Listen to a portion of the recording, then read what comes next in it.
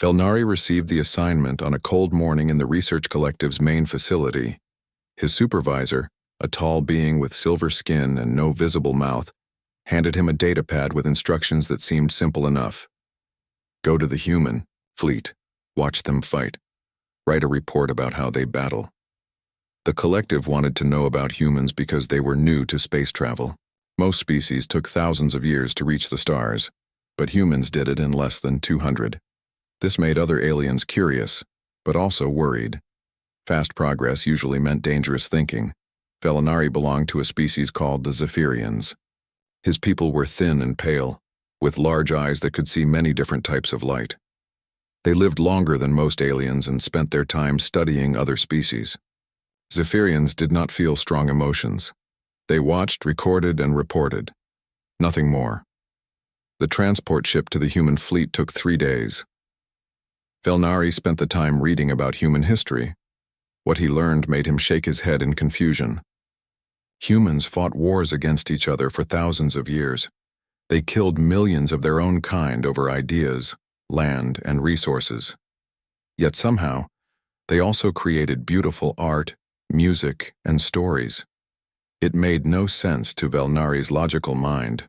When the transport arrived at the human fleet, Velnari saw ships that looked different from other species' vessels. Most alien ships were smooth and curved, designed for efficiency and speed.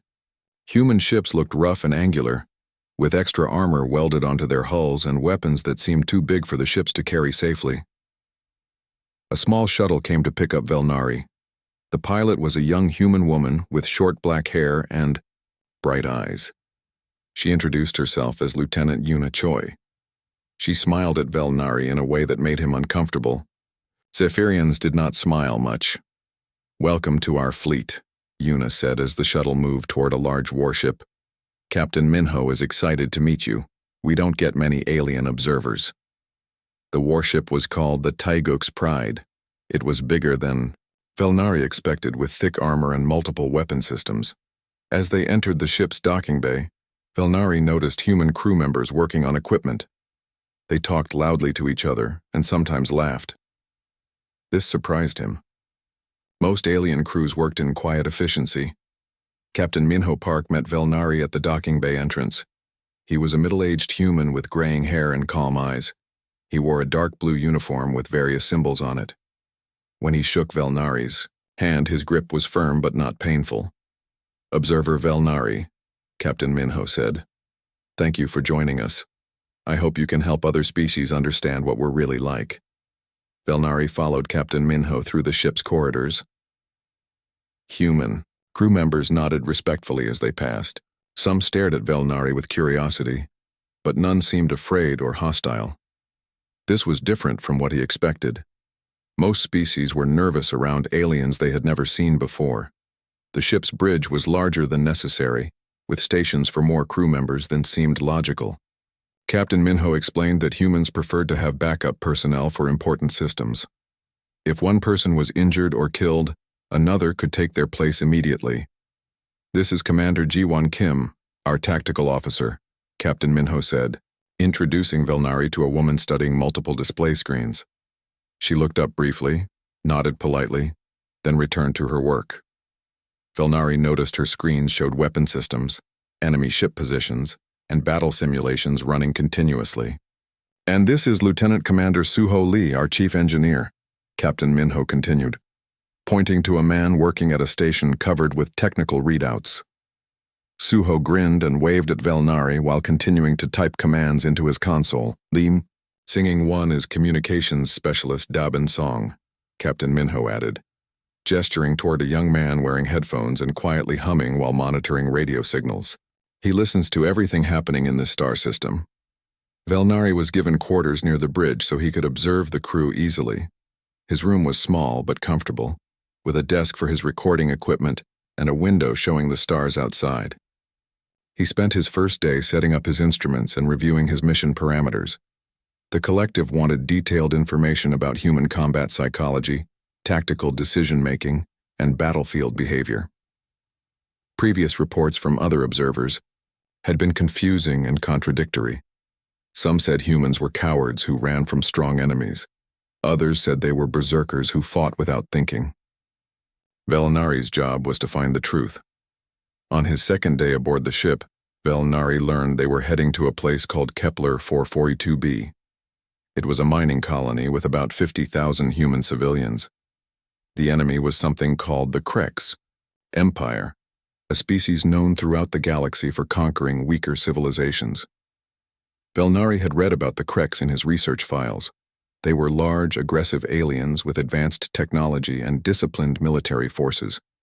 They had conquered 43 different worlds in the past century. Their standard procedure was to demand surrender, then destroy any resistance quickly and efficiently. "Why are you going to fight them?" Velinari asked Captain Minho during a meal in the ship's cafeteria. "Your fleet is much smaller than theirs. Logic suggests you should evacuate the civilians and abandon the colony." Captain Minho chewed his food slowly before answering. Around them, other crew members ate and talked in small groups. The atmosphere was relaxed, not tense like Velinari, expected before a dangerous battle. "Because those people asked for our help," Captain Minho said simply.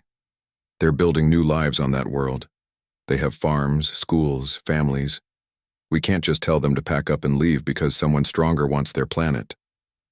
"But you will likely lose this battle," Velinari pointed out. "Your ships are outnumbered 3-1.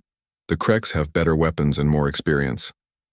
"Maybe," Captain Minho agreed, "but we might surprise them. Humans are good at finding ways to win fights we're supposed to lose." That evening, Velinari observed the crew's pre-battle preparations.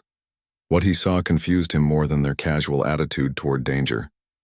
Instead of focusing purely on weapons and tactics, the humans seemed to spend time on things that had nothing to do with fighting. Commander Jiwan ran the same battle simulations over and over, but she also spent an hour writing in what appeared to be a personal journal. When Velinari asked about this, she explained she was writing letters to her family in case she died in the upcoming battle. "Don't you find that disturbing?" Velinari asked. "Thinking about death before fighting?" "Not really," Jiwan replied. "If I don't come back, I want my parents to know I was thinking about them. It makes me feel better knowing they'll have something from me." Lieutenant Commander Suho worked on the ship's weapon systems, but he also spent time in the hydroponics garden, tending to small plants that provided fresh food for the crew. He sang while he worked, old songs that other crew members sometimes joined in with. "Music helps me think," Suho explained when Velinari questioned this behavior. "When my hands are working with the plants, my mind can solve engineering problems better. Plus, if we win this fight, we'll want fresh vegetables to celebrate with." Communications specialist Dabin monitored enemy transmissions and updated tactical information, but he also played games with other crew members during his break time. They used small cards with pictures on them and seemed to enjoy trying to trick each other. "Poker helps with reading people," Dabin told Velinari. "If I can tell when Suho is bluffing about having good cards, maybe I can tell when Krex commanders are lying about their battle plans." Lieutenant Yuna spent most of her time in the medical bay, checking equipment and preparing for casualties. But she also visited different parts of the ship, talking with crew members about their families, their hopes, and their fears. This seemed inefficient to Velinari. "Healthy minds fight better than scared minds," Yuna explained. "If I know what each person cares about, I can help them stay focused when things get bad." As the ship approached the battle zone, Velinari noticed changes in the crew's behavior. They became more serious, but not more afraid. Instead of panic or grim determination, he saw something he could not identify. They seemed almost eager for the coming fight. Captain Minho called the crew together for a final briefing. Velinari was allowed to observe from the back of the room. The captain stood before his people and spoke in a calm, clear voice. "We're going to reach Kepler 442b in 6 hours," Captain Minho said. "The Krex fleet is already there, surrounding the planet. They've demanded surrender and given the colonists 12 hours to decide." Murmurs ran through the assembled crew, but Velinari heard no fear in their voices. If anything, they sounded angry. "Our job is to buy time for the evacuation ships and make the Krex pay for every minute they stay in our space," Captain Minho continued. "We're outnumbered, but we're not outmatched. They might have better technology, but they don't understand what they're fighting for." "What are we fighting for, sir?" a young crew member asked. Captain Minho smiled, and Velnari saw the same expression on dozens of human faces around the room. "We're fighting for the right of people to build homes wherever they choose," the captain said. "We're fighting for the idea that might doesn't make right, and we're fighting for each other, because that's what humans do." The crew dispersed to their battle stay. The battle began exactly as Velnari expected it would end. The Krex fleet was massive, with ships that looked like floating fortresses covered in weapons. Their formation was perfect, with larger ships protecting smaller ones and scouts positioned to catch any enemy trying to escape. Commander Jiwan's fingers moved across her tactical display with practiced speed. Krex fleet consists of 12 heavy cruisers, 24 destroyers, and 48 fighter squadrons, she reported. "They're arranged in standard conquest formation around the planet," Captain Minho nodded calmly. "And our forces?" 3 heavy cruisers, 8 destroyers, and 16 fighter squadrons, Jiwan replied. "We also have 4 evacuation transports, hiding behind the planet's moon." Velnari quickly calculated the odds. The humans were outnumbered more than 3 to 1. According to every military textbook he had studied, this battle should last approximately 14 minutes before the human fleet was completely destroyed. "Sir," communications specialist Dabin said, "the Krex commander is demanding we withdraw immediately or be destroyed." Captain Minho stood up from his command chair and straightened his uniform. "Dabin, please send this message to the Krex commander. Tell him that humans have an old saying about situations like this." "What's the saying, sir?" Dabin asked. Captain Minho smiled, and Velnari noticed that several other bridge crew members were smiling too. It was not a pleasant expression. "Tell him to come and take it," the captain said. Velnari did not understand why the humans found this amusing. In his experience, species facing extinction usually begged for mercy or tried to negotiate. They did not make jokes. The Krex response came quickly. Their commander sounded irritated when he spoke. Dabin translated the message as a demand for immediate surrender, followed by threats of total destruction if the humans continued to resist. "I don't think he appreciated our cultural exchange," Captain Minho observed. "Jiwan, please begin the demonstration." What happened next shattered every assumption Velnari had about logical warfare. Instead of trying to escape or forming a defensive position, the human fleet attacked immediately, not with careful measured strikes designed to test enemy defenses, but with an all-out assault that seemed designed to cause maximum chaos. Commander Jiwan's tactical display showed human ships breaking formation and accelerating directly toward the much larger Krex fleet. This violated every principle of space combat that Velnari knew. Smaller forces were supposed to use hit-and-run tactics, not charge directly into superior firepower. "All ships, execute pattern Dangun 7, Captain Minho ordered calmly. Velnari watched the tactical display in growing confusion as human ships scattered in what looked like random directions. Some headed directly for the largest Krex vessels, while others moved toward the planet's surface. It appeared to be complete chaos. Then the first human ship exploded. The destroyer Sejong's hammer took direct hits from 3 Krex cruisers and broke apart in a burst of white fire. Velnari expected the other human ships to retreat or at least pause their advance. Instead, they accelerated toward the enemy even faster. "Sejong's hammer is gone," Jiwan reported in a steady voice. "All hands lost." "Understood," Captain Minho replied. "Continue the pattern." Velnari stared at the captain in shock. The human had just lost an entire ship and hundreds of crew members, but his expression had not changed. There was no grief, no anger, no fear. Just calm determination. The second surprise came when the wreckage of Sejong's hammer continued moving toward the Krex fleet. Velnari realized that the ship's final acceleration had been deliberate. The debris cloud slammed into a Krex destroyer at tremendous speed, tearing through its hull and causing secondary explosions. "Direct hit on Krex vessel designation, Tango 7, Jiwan announced. "Enemy ship destroyed."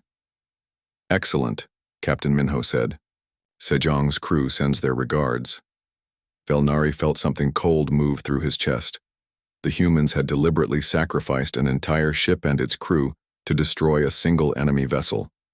This was not rational behavior. This was madness. But the madness was working.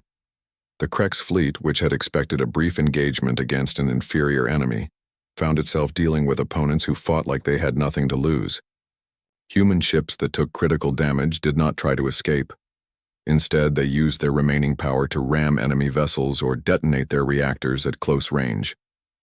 Lieutenant Commander Suho's voice crackled over the ship's communication system. Engineering to bridge. I'm reading power fluctuations in the main reactor. Recommend we reduce weapons output to safe levels. Negative, Captain Minho replied. Push everything to maximum. If the reactor can't handle it, we'll make sure it fails in an interesting way. Velnari turned to stare at the captain. You are deliberately damaging your own ship? We're not damaging it, Captain Minho explained patiently. We're using it, the way it was designed to be used. Human ships are built to fight beyond their specifications when necessary. This made no sense to Velnari. Ships were built with safety margins to prevent exactly this kind of catastrophic failure. Pushing systems beyond their limits was a sure way to cause explosions, radiation leaks, and crew deaths. But somehow it was working. The Teguk's Pride was moving faster and hitting harder than should have been possible. Its weapons fired continuously without the cooling periods that Velnari's technical knowledge said were mandatory. The ship's reactor output was 20%, above what his instrument said was the maximum safe level. How is this possible? Velnari asked. Human engineering, Suho's voice replied over the comm system. We don't just build things to work. We build them to work when everything is going wrong. The battle continued to develop in ways that violated Velnari's understanding of warfare. The Krex fleet, despite its overwhelming advantage, was taking losses at a rate that made no sense. Their superior technology and disciplined formations were being disrupted by human tactics that seemed to have no pattern or logic. Human fighters would attack in groups, lose half their number to enemy fire, then continue their assault with the survivors. When human ships were disabled, their crews would evacuate in small pods and try to board enemy vessels. Some succeeded, causing explosions and system failures inside Krex ships. This is not how space battles are supposed to work, Velnari said, to no one in particular. Probably not, Captain Minho agreed. But the Krex don't know that. Velnari turned to look at the tactical display again. The Krex fleet was beginning to show signs of confusion. Their perfect formation was breaking down as ships moved to avoid human suicide attacks. Their rate of fire was decreasing as commanders hesitated, unsure how to respond to enemies who seemed immune to fear. Sir, Dabin announced. I'm intercepting Krex communications. Their fleet commander is requesting instructions from High Command. What kind of instructions? Captain Minho asked. He's asking how to fight an enemy that doesn't follow standard tactical doctrine, Dabin replied. He seems particularly confused by our willingness to sacrifice ships for minimal tactical gains. Captain Minho laughed, and the sound made Velnari shiver. Tell him that humans don't consider saving 50,000 colonists to be a minimal gain. The battle raged for 3 hours, far longer than Velnari's calculations had predicted. The human fleet was being destroyed piece by piece, but they were taking Krex ships with them at a rate that should have been impossible. More disturbing to Velnari was the behavior of the human crew around him. As their ships died and their friends were killed, they did not become desperate or afraid. Instead, they seemed to become more focused, more determined, more dangerous.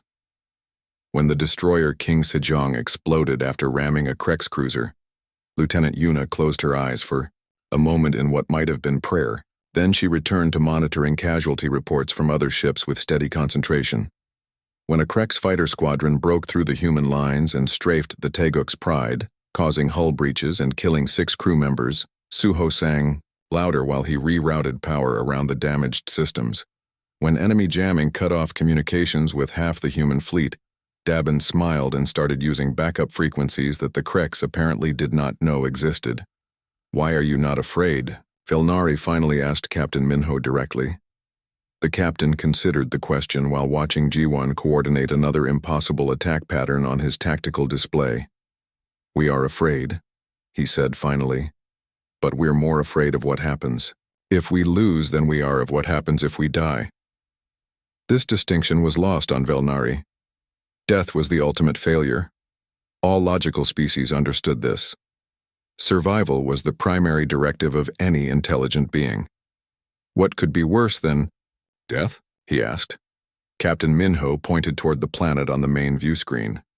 50,000 people losing their homes, children growing up as refugees, families torn apart because we weren't brave enough to stand and fight. "But you cannot save them," Velnari protested. "Your fleet is being destroyed. Logic demands that you retreat and preserve the ships you have left." "Logic is useful," Captain Minho agreed. "But it's not the only thing that matters. Sometimes you have to choose between what makes sense and what makes you human." At that moment, alarms began sounding throughout the ship. Jiwan looked up from her tactical display with an expression that Velnari had not seen before. "Sir, the arrival of the second Krex fleet should have ended the battle immediately." Velnari's instruments showed that the humans now faced odds of nearly 8-1. No rational species would continue fighting under these circumstances. But as Velnari was learning, humans did not always behave rationally. "Sir," Commander Jiwan reported, "the second Krex fleet consists of 20 heavy cruisers, 40 destroyers, and approximately 100 fighter squadrons. Estimated time to weapons range is 47 minutes. Captain Minho nodded calmly. "Current status of our forces? 2 heavy cruisers operational, 5 destroyers, and 8 fighter squadrons," Jiwan replied. "The Busan's Dream is running on emergency power only, and the Incheon's Fury has lost main weapons." Velnari quickly calculated the new odds. The humans were now outnumbered by more than 12-1. This was not a battle anymore. This was an execution. "Dabin," Captain Minho said, "open a channel to all remaining ships." "Channel open, sir," Dabin replied. Captain Minho stood up and spoke in the same calm voice he had used throughout the battle. "All ships, this is Captain Minho. As you can see, our friends have brought reinforcements. This changes our mission parameters." Velnari listened carefully, expecting to hear orders for retreat or surrender. Instead, Captain Minho continued, speaking, "We can no longer hold the system long enough for a complete evacuation. However, we can still buy time for the transport ships to escape with as many colonists as possible. I'm implementing Protocol Dangun." Velnari had heard this term before, but he did not understand what it meant. From the expressions on the human faces around him, it was something significant. "Sir," came a voice over the communication system. "Busan's Dream requesting clarification. Are you authorizing full Dangun protocols?" "Affirmative," Captain Minho replied. "All ships are authorized for maximum yield implementation." The bridge crew began working with increased urgency, but Velnari noticed they were not trying to repair, damage, or restore weapons. Instead, they seemed to be preparing the ship's systems for something else entirely. "What is Protocol Dangun?" Velnari asked Lieutenant Yuna, who had come to the bridge to report on casualty status. Yuna looked at him with an expression that might have been pity. "It means we're going to make our deaths count for something important." Before Velnari could ask for clarification, Lieutenant Commander Suho's voice came over the ship's communication system. "All crew, this is engineering. We are beginning reactor overload procedures. Please secure all personal belongings and prepare for emergency evacuation. We have approximately 30 minutes before core breach." Velnari felt panic surge through his system. "You are going to destroy your own ship?" "Not destroy," Captain Minho corrected. "Repurpose. Human ships carry very large reactors compared to other species. When they explode impressively." The tactical display showed the other human ships beginning similar procedures. Velnari watched in growing horror as healthy, functional warships began deliberately overloading their power systems. "This is madness," he said. "You are committing suicide for no purpose." "Not for no purpose," Commander G1 said without looking up from her console. "Watch the evacuation ships." Velnari looked at the tactical display and saw 4 large transport vessels moving away from the planet. They were carrying as many colonists as they could hold, but their progress was slow, and they were vulnerable to enemy fire. The Kreks will destroy those ships easily once they deal with your fleet, Velnari pointed out. Not if we keep them busy enough, Captain Minho replied. Protocol Dangun isn't about winning the battle. It's about making sure the right people survive. The first human ship to reach critical reactor overload was the destroyer Mokpo's Pride. Velnari watched on the tactical display as it accelerated toward the largest Kreks vessel, a massive cruiser that was coordinating the enemy fleet's movements. The Kreks ship tried to destroy Mokpo's Pride before it could close the distance, but the human vessel had too much momentum. When the two ships collided, the explosion was visible even from the Teguk's Pride's position millions of kilometers away. Direct hit on the Kreks command ship, Jiwan reported. Enemy vessel destroyed. Mokpo's Pride crew confirmed lost. Add them to the honor roll, Captain Minho said quietly. Velnari was beginning to understand that Protocol Dangun was not just about destroying ships. It was about turning each human vessel into a guided missile with a nuclear warhead. The humans were weaponizing their own deaths. Sir, Dabin announced, I'm intercepting communications from the second Kreks fleet. They're requesting permission to delay their approach. Why? Captain Minho asked. They want to analyze our tactical methods before engaging, Dabin replied. Their commander is concerned about the effectiveness of our suicide attacks. Captain Minho smiled grimly. Tell him that analysis takes time, and time is what we're selling today. The battle continued with increasing desperation on both sides. The Kreks fleet was still winning, but they were learning that defeating humans came at a cost they had not expected. Every human ship destroyed took at least one Kreks vessel with it, and sometimes more. Velnari watched Lieutenant Commander Suho work at his engineering station, singing old songs while he carefully calibrated the ship's reactor for maximum explosive yield. The contrast between his cheerful music and his deadly work was deeply disturbing. Why do you sing? Velnari asked. Suho looked up with a genuine smile. Music helps me concentrate. Plus, if these are my last few hours alive, I want to spend them doing something I enjoy. Are you not afraid of dying?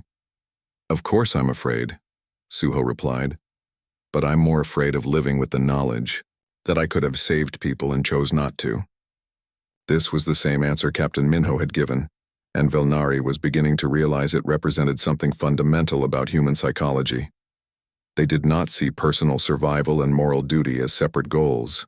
For humans, some things were literally worth dying for. The second Kreks fleet finally entered weapons range, and the tactical situation became hopeless even by human standards. The enemy had enough firepower to destroy every remaining human ship simultaneously, but the humans did not make it easy for them. The Busan's Dream, running on emergency power with half its weapons offline, managed to position itself between the evacuation transports and the approaching Kreks fleet. When enemy fighters tried to attack the civilian ships, the human destroyer intercepted them despite being outnumbered 20-1. Velnari watched the unequal battle with growing unease. The Busan's Dream was being torn apart by enemy fire, but its crew continued fighting until the ship's reactor finally exploded. The blast took out 3 Kreks fighters and damaged 2 more. Busan's Dream has been destroyed, Jiwan reported. Transport ships are now clear of immediate pursuit.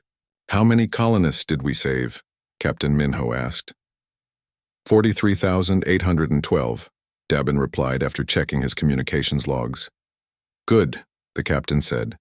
That's 43,000 people who get to keep their freedom.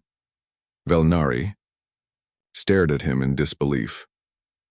The humans had lost most of their fleet.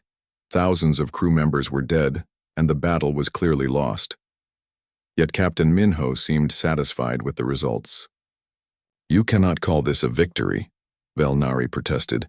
Your fleet is destroyed, your people are dead.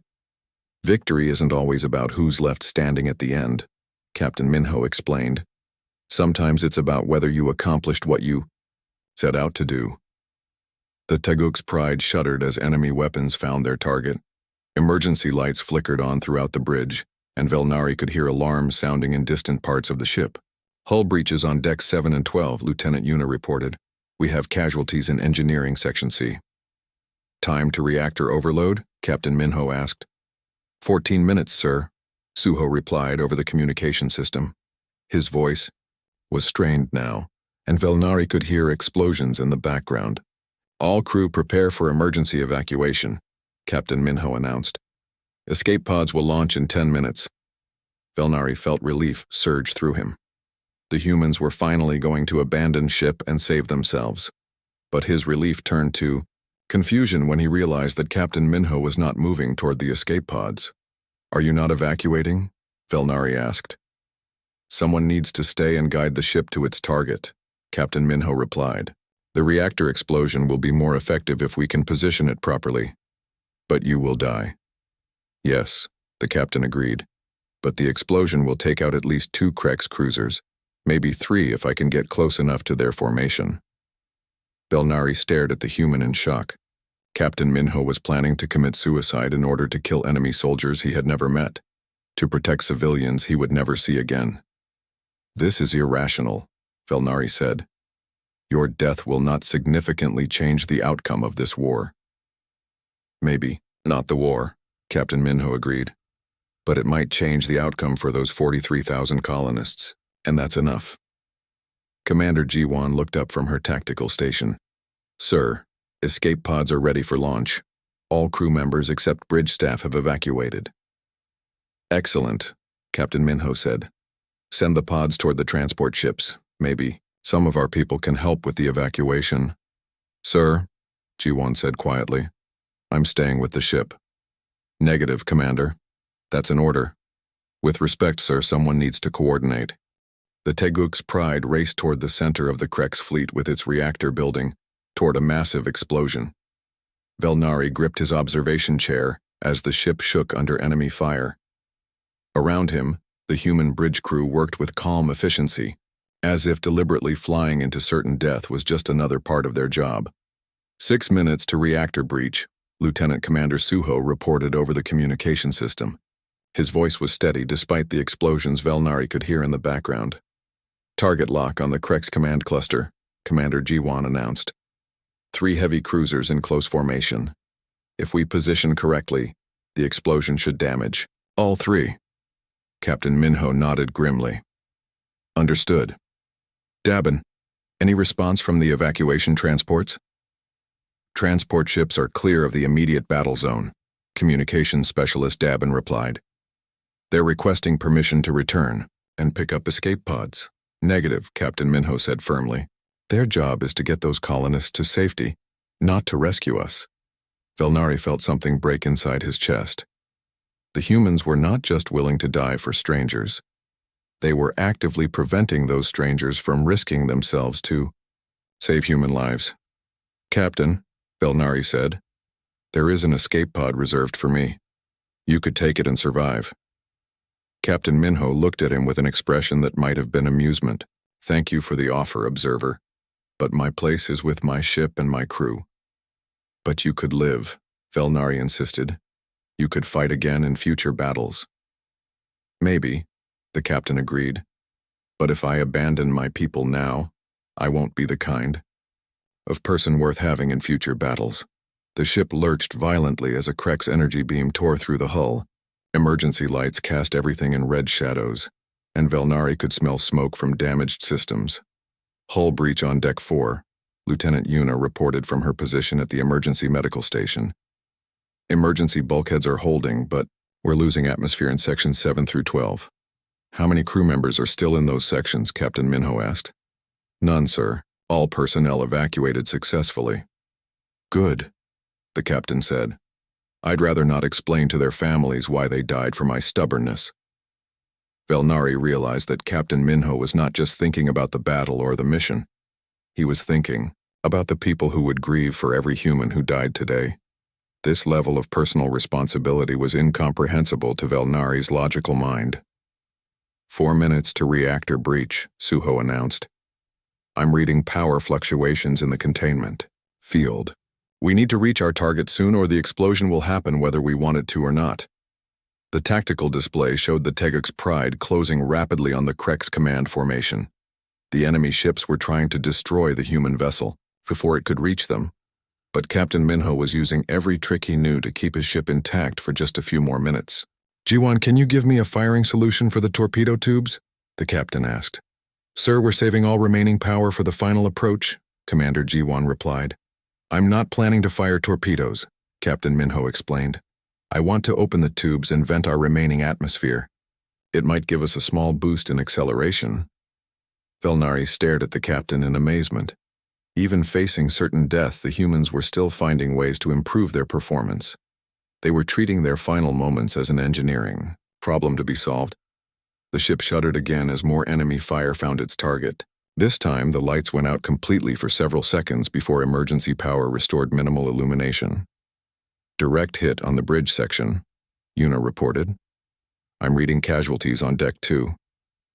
Velnari felt the ship's artificial gravity fluctuate, and his stomach lurched as objects began floating around the bridge. Through the main view screen, he could see pieces of the Taeguk's Pride breaking away and drifting into space. "How many casualties?" Captain Minho asked quietly. 12 confirmed dead, 6 wounded," Yuna replied. "The wounded are in sections that still have atmosphere. Can you reach them?" "Not without leaving the bridge, sir." Captain Minho was quiet for a moment. Velnari could see him weighing the lives of 6 crew members against the mission they were trying to complete. "Go," the captain said finally. "Take emergency medical supplies and help who you can." "Sir, you need medical support here," Yuna protested. "The people in Section 2 need it more," Captain Minho replied. "That's an order, Lieutenant." Yuna gathered her medical kit and left the bridge at a run. Velnari watched her go and realized that even in their final moments, the humans were still trying to save each other. 2 minutes to reactor breach," Suho announced. His voice was hoarse now and Velnari could hear him coughing. "Containment field is at 15% and falling." "Target distance?" Captain Minho asked. 30 seconds to optimal firing position," Jiwan replied. "The Krek ships are trying to break formation, but they're too close together to separate quickly." Velnari looked at the tactical display and saw something that made his heart stop. One of the Krek ships breaking away from the formation was heading directly toward the evacuation transports. "Captain," he said urgently, "one of the enemy ships is pursuing the civilian vessels." Captain Minho saw it too. His face went pale as he realized what this meant. If the Krek ship reached the transports, it could destroy all 4 vessels and kill the 43,000 colonists they had died to save. "Jiwan, can we intercept that ship?" the captain asked. "Not if we maintain our current course toward the command formation," she replied. "We can pursue the lone ship, but we'll miss our chance to damage the main fleet." Captain Minho stared at the tactical display, and Velnari could see him calculating options. He could complete the original mission and take out 3 Krek's command ships, or he could save the civilian transports but let the enemy fleet remain mostly intact. "Sir," Dabin said quietly, "the transport ships are requesting emergency escort. They're carrying children." That decided it. Captain Minho changed course without hesitation. "New target is the ship pursuing the transports," he announced. "All remaining power to engines." "Sir," Jiwan said, "this will only take out 1 enemy ship instead of 3. The tactical advantage will be minimal." "The tactical advantage isn't the point anymore," Captain Minho replied. "The point is making sure those children get to grow up." The Taeguk's Pride turned away from the main Krek's fleet and accelerated toward the single ship that was chasing the civilian transports. Velnari realized that the humans had just given up a chance to strike a major blow against their enemies in order to save people they would never meet. 1 minute to reactor breach, Suho reported. "I'm losing containment on multiple levels. This is going to be a big explosion." The Krek ship pursuing the transports had noticed the approaching human vessel and turned to engage. Its weapons were more powerful than anything the damaged Taeguk's Pride could match, but the human ship only needed to survive for 60 more seconds. "Taking heavy fire," Jiwan announced, as the ship bucked under enemy weapons. "Hull integrity at 30% and falling. 30 seconds to reactor breach," Suho said. "Sir, you need to know that some of the bridge crew are still alive in the damaged sections." Captain Minho closed his eyes for a moment. When he opened them, Belnari saw a sadness deeper than anything he had ever witnessed. "How many?" the captain asked. "At least 3, possibly more," Suho replied. "Lieutenant Yuna is with them, but they can't reach the escape pods in time." Belnari felt something cold settle in his stomach. The humans were not just choosing to die for strangers. Some of them were going to die because they had tried to save their own crew members in the final moments. "Sir?" came Lieutenant Yuna's voice over the communication system. "We have 4 wounded crew members in Section 2. They're stable, but they can't be moved quickly enough to reach escape pods." "Understood," Captain Minho replied. "Are you with them?" "Yes, sir. Someone needs to stay and keep them comfortable." "Yuna," the captain said softly, "you don't have to do this." "Yes, sir, I do," she replied. "I took an oath to care for people when they're hurt. That oath doesn't have an expiration date." 10 seconds to reactor breach, Suho announced. "It's been an honor serving with all of you." Belnari gripped his chair as the Teguk's Pride closed the final distance to its target.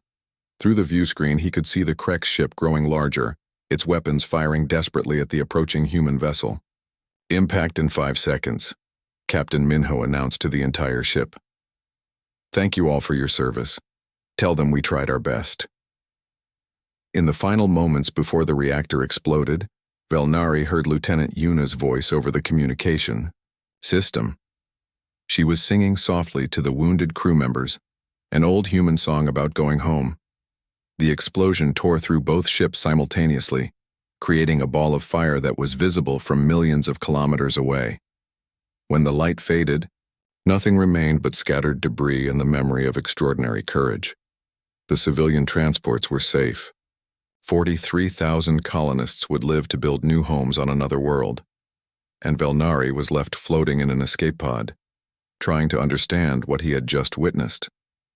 For the first time in his life, a Zephyrian observer had seen something that could not be recorded, measured, or explained. He had seen the human soul in action. Belnari floated in the escape pod for 6 hours before a human rescue ship found him. During those hours, he stared through the small window at the debris field that had once been the Teguk's Pride and tried to understand what he had experienced. The rescue ship was called the Mercy's Hand, a medical vessel that had arrived too late to help with the battle but in time to search for survivors. The crew that pulled Belnari from his pod was gentle and professional, asking about his health and offering food and water. "Are you injured?" asked the ship's doctor, a young human woman named Hana Lee. She examined Belnari with instruments that could detect injuries in alien physiology. "I am not physically damaged," Belnari replied, "but I am confused." Dr. Hana nodded as if she understood. "Battle confusion is normal. You've been through something traumatic. It will take time to process what you experienced." But Belnari knew it was not battle confusion. It was something deeper and more disturbing. Everything he thought he knew about intelligent behavior had been proven wrong in the space of a few hours. The Mercy's Hand had rescued 47 human survivors from the battle. They were injured, exhausted, and grieving for their dead comrades, but they were not defeated. If anything, they seemed proud of what they had accomplished. Belnari spoke with many of them during the 3-day journey to the nearest human station. Each conversation added to his growing understanding of how different humans were from every other species he had studied. "We saved 43,000 people," said Lieutenant Commander J-Ho Park, the senior surviving officer. "That's 43,000 families who get to stay together. That's worth everything we lost." "But you lost so many ships and crew members," Belnari pointed out. The tactical exchange was not favorable. J-Ho looked at him with an expression that might have been pity. "Observer, you're thinking about this battle like an accountant. Ships can be rebuilt. Credits can be earned. But those colonists only get 1 life each. We couldn't let the Kreks take that away from them." This was the same reasoning Captain Minho had used, and Belnari was beginning to realize it represented something fundamental about human psychology. They measured success not by what they preserved for themselves, but by what they protected for others. On the second day, Belnari was called to the ship's communication center.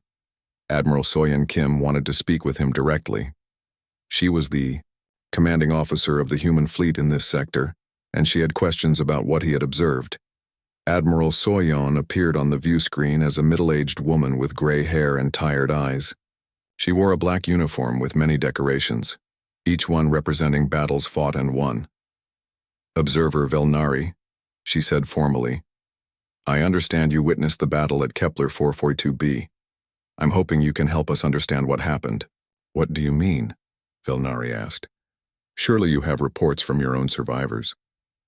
"We do," Admiral Soyeon agreed. "But our people are emotionally involved. They see the battle through the lens of personal loss and sacrifice. We need an objective analysis from someone who wasn't personally invested in the outcome." Velnari thought about this request. The Admiral wanted him to provide the kind of logical, detached report that Zephyrians were known for. But he was no longer sure he could think like a Zephyrian. "What specifically do you want to know?" he asked. "Did we do the right thing?" Admiral Soyeon said simply. "Should we have tried to evacuate the colony before the Kreks arrived? Should we have attempted negotiation instead of fighting? Did we waste lives for no good purpose?" The question surprised Velnari. He had expected inquiries about Kreks tactics or weapons capabilities. Instead, the human admiral was asking for a moral judgment about her people's actions. "By what standard?" "Should I measure right?" Velnari asked. "By any standard you choose," Admiral Soyeon replied. "You're an outside observer. Tell me honestly what you think of how we handled this situation." Velnari considered his answer carefully. If he had been asked this question a week ago, he would have given a standard Zephyrian response about logical resource allocation and acceptable loss ratios. But now, after watching Captain Minho and his crew choose death over abandoning their duty, he was not sure those measurements meant anything. "Your people fought with courage that defies rational explanation," he said finally. "They chose to die rather than abandon their responsibilities to people they had never met. From a purely tactical standpoint, the battle was a disaster. From a moral standpoint, it was extraordinary." Admiral Soyeon leaned forward slightly. "Are you saying we were right to fight?" "I am saying that your people demonstrated something I did not know was possible," Velnari replied. "They showed that intelligence and courage can exist together in the same being. Most species in the galaxy choose one or the other." The Admiral was quiet for a moment. When she spoke again, her voice was softer. "The Galactic Research Collective sent you to study us like specimens, didn't they?" she said. "They wanted to know how dangerous humans might be to the established order." Velnari felt his chest tighten. Admiral Soyeon had seen through his mission parameters with uncomfortable accuracy. "Yes," he admitted. "My people wanted to understand human warfare capabilities." "And what will you tell them?" This was the question Velnari had been dreading. His original mission required him to file a detailed report on human military behavior, including recommendations about how other species should interact with humanity. But he was no longer sure he could complete that mission. "I do not know," he said honestly. "I was supposed to observe and record, but I discovered that some things cannot be observed without being changed by the observation." Admiral Soyeon smiled, and the expression transformed her tired face. "You're learning to think like a human, observer. That's probably the most dangerous thing that could happen to a Zephyrian." After the communication ended, Velnari spent the rest of the journey trying to write his report.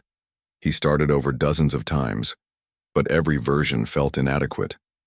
How could he explain Captain Minho's decision to sacrifice his ship to save civilians? How could he describe Lieutenant Yuna's choice to stay with wounded crew members instead of saving herself?